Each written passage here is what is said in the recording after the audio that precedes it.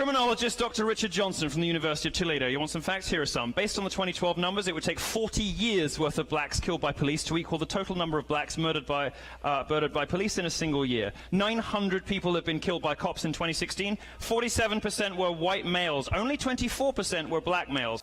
You're wearing a hijab in the United States of America. What is wrong with you?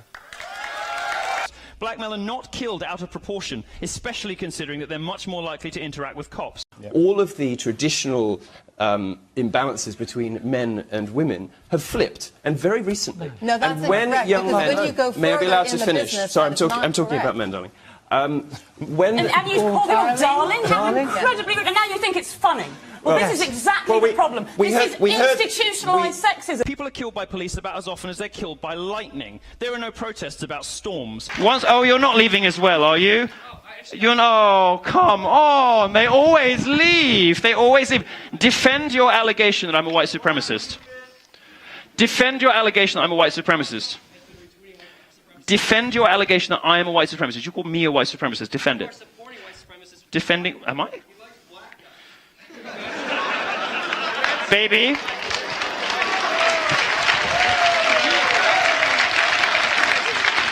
See how the amount of black dick that's been in my mouth. It's really I must be the most self-loathing white supremacist in the world. Black males are 58% of those killed legally by private citizens in self-defense. You might think that's an aha moment about racist whites, but 75% of those were killed by other blacks. Everywhere in the world there is Islam. You will find women oppressed, homosexuals murdered, you will find gang rape. Now, there's a unique phenomenon that doesn't really exist outside of Islamic cultures, of familial gang rape, where fathers, brothers and cousins go out raping people together. It happened in Rotherham in the UK. And the liberal establishment in the UK didn't investigate this because, according to a government report, not a far right-wing blog, according to a government report, 1,400 young girls were raped in racially or religiously, as you choose to define it, motivated crimes, because both the police and the authorities were too scared of being called racist to intervene. And this pattern repeats itself everywhere there is mass Muslim immigration. My suggestion to you, America, is that you don't need it here. Learn your lesson from 9/11. Learn your lesson from Orlando. FBI statistics on murder lay bare the real threats to black lives in America. Black men are about 6.5% of the US population, but they commit 52% of all murders over a 30-year period, which has dipped to about 40% in recent years, but still horribly and vastly disproportionate. Black men overwhelmingly murder other black people. Whites overwhelmingly murder other whites. That's not the narrative from Black Lives Matter.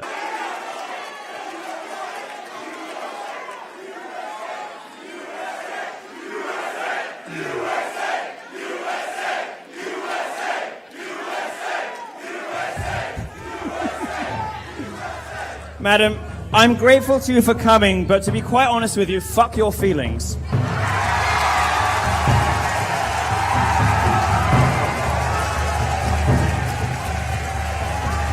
Off you go. Off you go.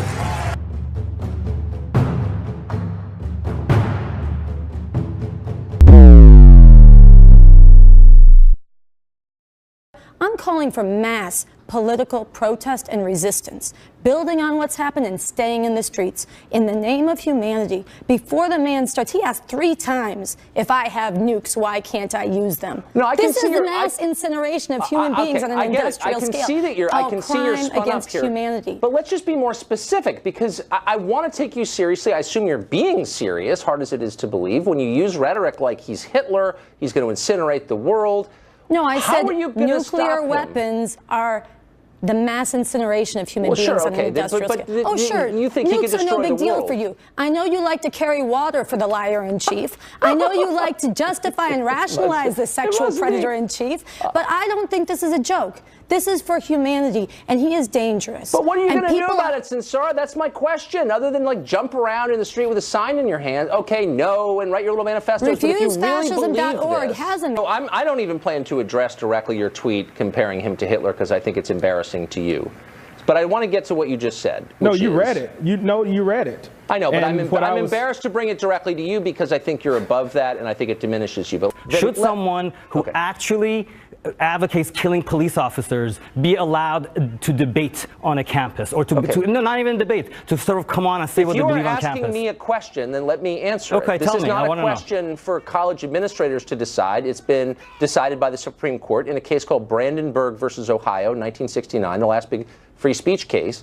And the upshot of it is that advocating violence is indeed protected speech. And of course, politicians do it all the time. We ought to bomb this country or bomb that country. Advocating violence, that's protected by the First Amendment. What is not protected is inciting violence, imminent violence, destruction, or mayhem. I cannot say, go smash the windows of that liquor store. So here's my point. Anything Gavin McInnes conceivably said or would have said on your campus is protected speech. Now, if you'd taken 10 minutes to Google this, you'd know that. So you're a middle school teacher, which may surprise some of our students, or rather some of our viewers, that you have students. The First Amendment was always kind of the cornerstone of American civic life, the idea that you have the right to say something that other people may vehemently disagree with, but you have that right. It's enshrined in the Bill of Rights. Do you teach that to your students? The First Amendment is about free speech, but that's not an abstraction. And if there was someone in my classroom who was espousing rape or genocide or attacks on Muslims, I would certainly make sure that I stood up for the rest of my students and told them they need to stop. And if they refuse to, they would need to leave. Would you hit them? In fact, fascism isn't just about abstract. No, I'm not finished though yet. And I'm not finished yet. If there is a fascist in any situation that I was in, I would call for other people to take action too, but it's not just about the immediate moment. Right, it's also within the context of building a movement. But I don't want this to be abstract. There is a movement against Donald Trump You're getting abstract. And against fascism. I want to bring this back to the concrete, as you said, and rightly so. So if there was a student in your class who started espousing what you believe is fascism, and you said you need to leave, you need to be quiet, you need to leave, and he didn't leave, would you hit him as you hit that protester? Would you beat him up? No, of course not. But that's not what we're talking about here. We're talking about people who, you know what? In Sacramento, there were fascists who had knives tied at the ends of sticks, and they stabbed people, including Not the man that you hit. He looked kind of unarmed to me. Yes. Religion and reduces people to their beliefs and dictates what they can and cannot publicly believe. That doesn't threaten the sovereignty of it. So you also accused him on Chelsea Handler's show of, quote, committing a form of psychological abuse that makes the victim feel like they're crazy. Does Trump make you feel like you're crazy? That's the impression I'm getting. Oh my God, are you calling me crazy? That's adorable. I'm asking you, you said on Chelsea Handler, he's committing psychological abuse on you. You believe that? On the American people. I believe the American people, Trump supporters, Hillary supporters, Jill Stein and her cousin, are a victim of Trump's gaslighting. What I mean by that is that he frequently contradicts objective evidence, not that he is abusing me personally. And I think you're smart enough to know that, aren't you, Tucker? I don't know. I just take your words at face value. So did you read the entire article? Psychological. I did. I also read Liam Payne is 100% certain One Direction will continue. Adriana Grande rocked the most epic thigh-high boots at Jingle Bell, and Black China and Rob Kardashian went through the messiest breakup of 2016. Those are your other pieces. But I'm trying to get to what you're writing about Trump taking a break from the thigh-high boots and ask what you mean about him committing psychological abuse on you. A woman can love Ariana Grande and her thigh-high boots and still discuss just letting you know that I read you in Teen Vogue as of today. Because this policy has implications that go far beyond bathrooms and locker rooms. The core question is what constitutes male and female. And the implication of these guidelines that Obama put in place is that a man is someone who says he's a man, and a woman is someone who says she's a woman. You get to decide your gender. There's no biological anchor to sex anymore. It's all determined by the individual. So my obvious question for you is, how do I know if a person's male or female? Is there some other absolute standard that people have to meet to be male or female, other than what they say? One's gender identity is enough to show what gender they are. And so if you're confused about that, I mean, I leave that, to your level of enlightenment and No, this is, it's not about enlightenment. It's not about moral status. This is a real question because there are all kinds of institutions in American life that function on a sex-segregated basis. Women's college, sports, both professional and amateur, prisons. And so you're telling me that I can play on a women's sports team when I say I'm a woman.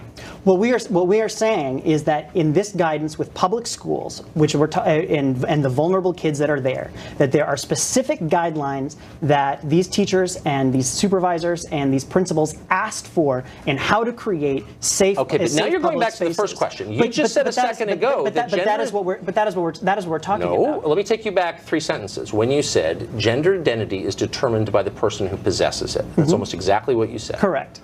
And I'm saying there are massive implications of this that everyone is either too dumb or too embarrassed to explore, but let's do so now.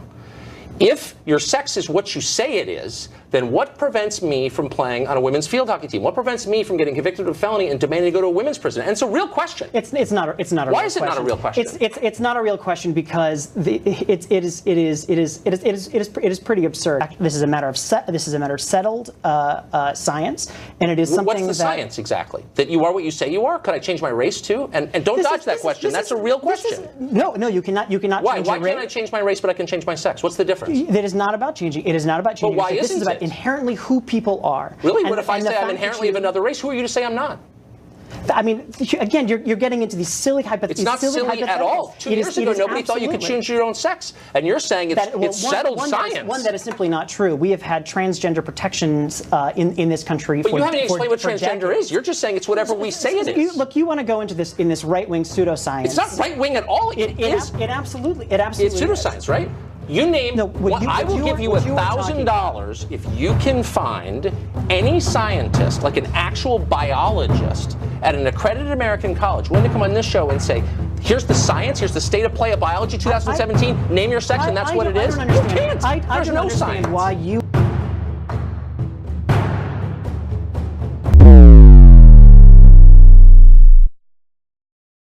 When he was single, this billionaire dude gave him an apartment overlooking Central Park. And he just accepted it gladly and stayed in New York City. Again, a little bit of autism going on here.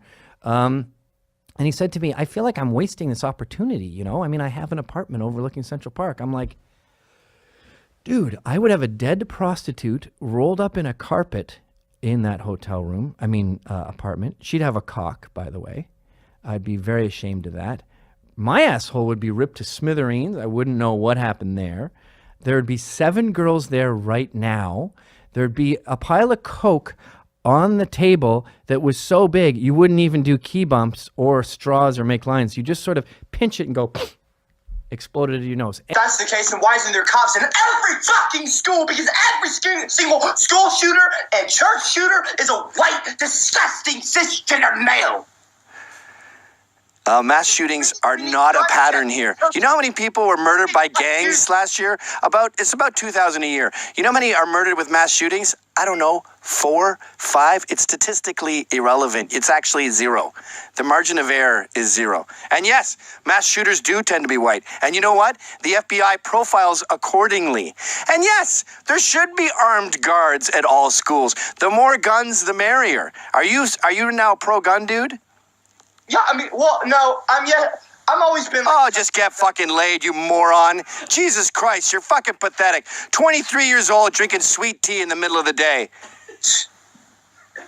That's why you're fat, by the way.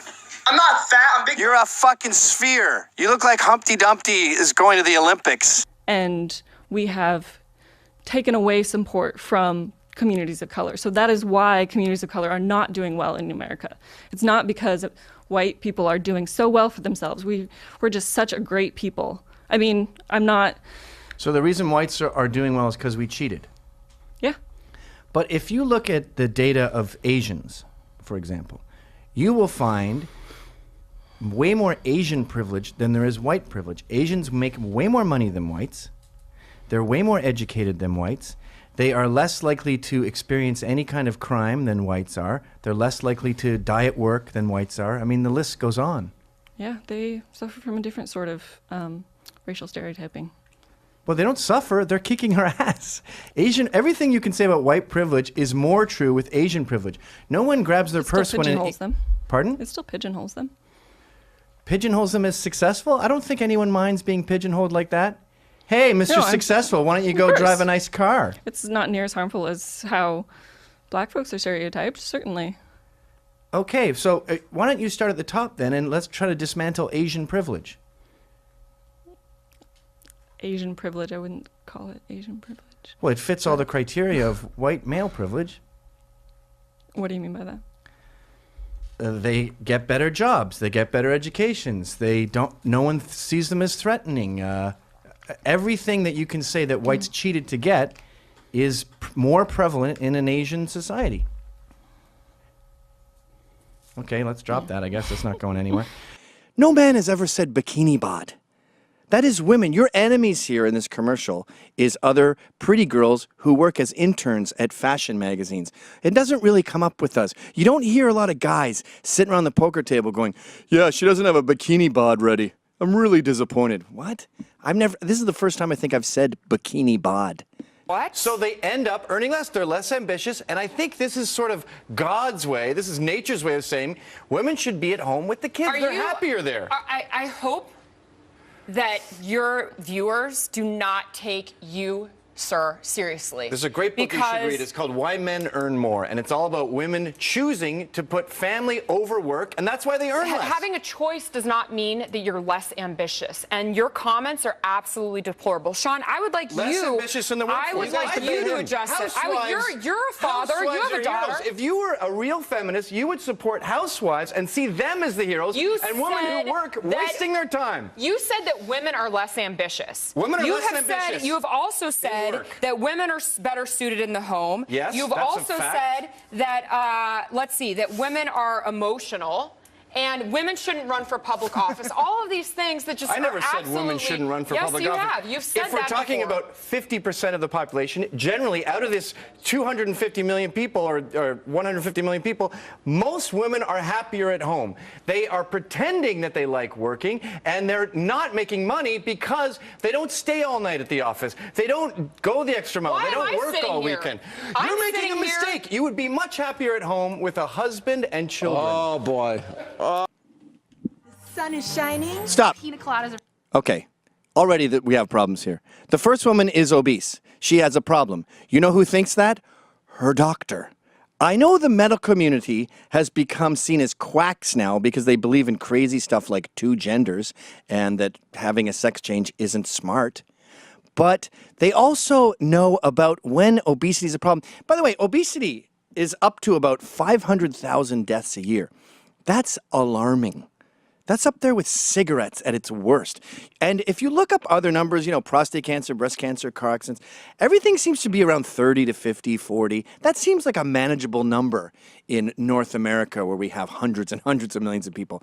500,000 is really bad. Obesity is a major health problem. And the second girl they showed, probably pretty healthy, and I'm sure a doctor would agree. But when a doctor sees this, he goes, lady, I have no feelings about it. And by the way, doctors are great at this because they have Asperger's. That's how they got this really hard job. They're not very emotive. Have you ever tried to riff with a doctor? They don't joke around. They're robots. A robot thinks you're unhealthy, not me. My biggest beefs now.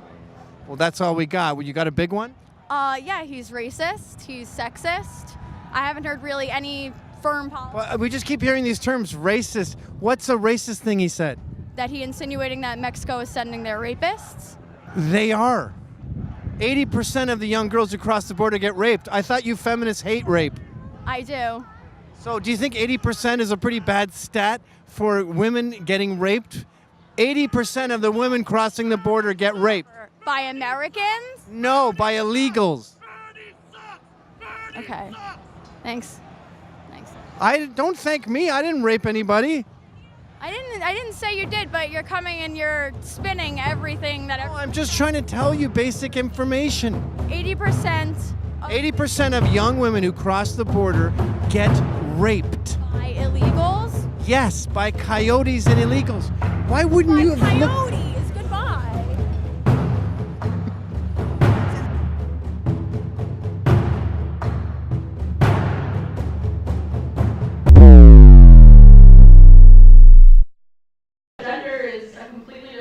No, gender is not disconnected from sex. So it's not completely disconnected, but it's still a cultural thing. It's still from society. Okay, no, it is not in the mind. Okay, you're not a man if you think you're a man.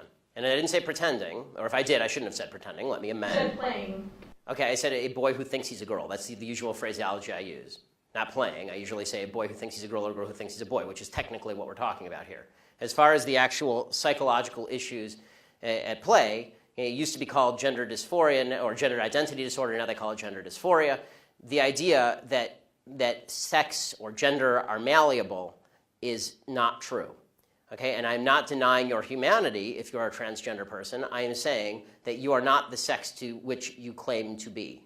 You're still a human being, and you're a human being with an issue that I wish you Godspeed in dealing with in whatever way you see fit. But if you are going to dictate to me that I'm supposed to pretend that men are women and women are men, no.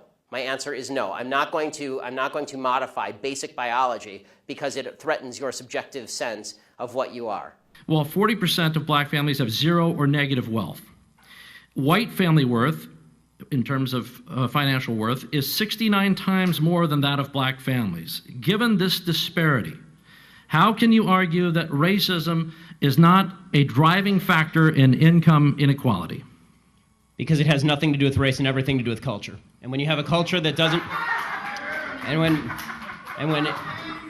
you know what? Explain to me. You explain to me why black kids aren't graduating high school.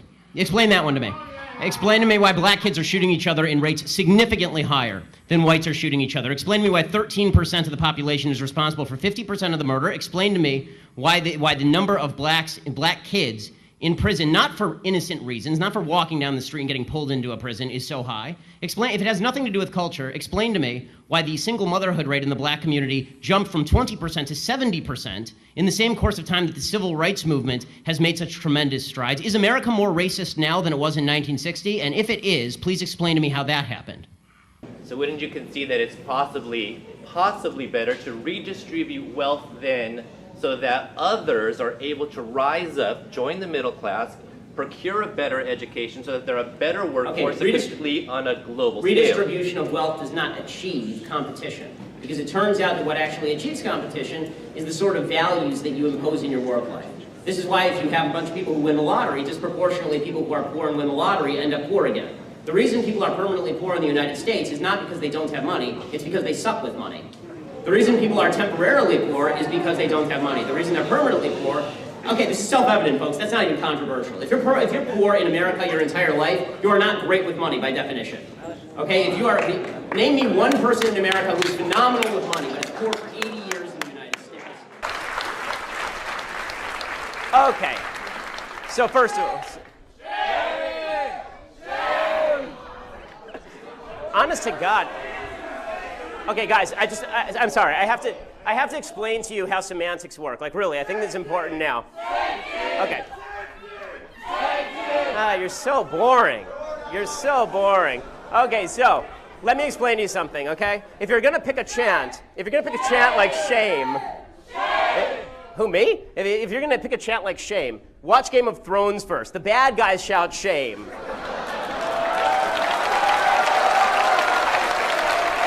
There, Ben, let me just deal with your biological question, mental illness question. Let's say that transgender is a mental illness. How would you? What's the goal of treatment then? The goal of treatment would be to cure whatever.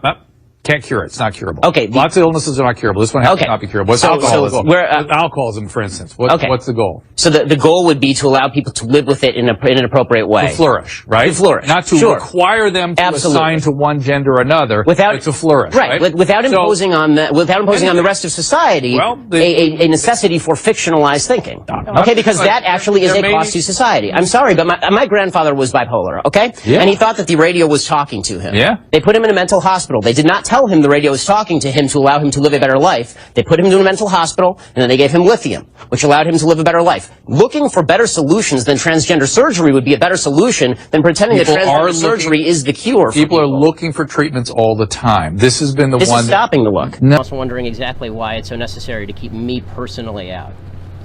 We're just following protocol, sir. Well, why is your protocol to keep me specifically out? What country protocol? Soviet Union or United States? You want to step over here to decide? Well, I'm happy to do it right here if you'd like. I mean, I don't think this needs to be private. The bottom line is it's private property, okay? It wasn't proper procedures weren't followed, and you're not going to be allowed to. So am I to understand that if I take 3 steps forward, you will attempt to have me arrested?